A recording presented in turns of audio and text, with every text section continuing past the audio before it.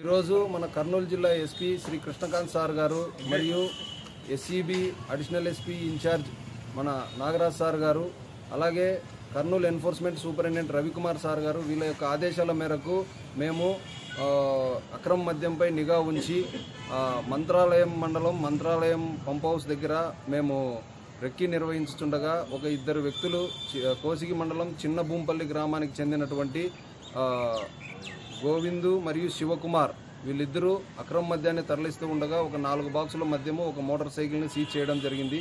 వీటి యొక్క విలువ మొత్తం సుమారు 50,000 దాకా ఉంటుంది. వీళ్ళిద్దరిని అరెస్ట్ చేసి రిమాండ్కు పంపడం జరిగింది.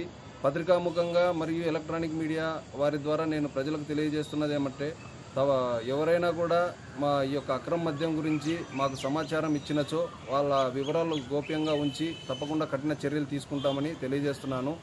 నా యొక్క మొబైల్ నెంబరు 9440902579. నా పేరు భార్గవ్ రెడ్డి, సెబ్ సిఐ, ఎమ్మిగనూరు.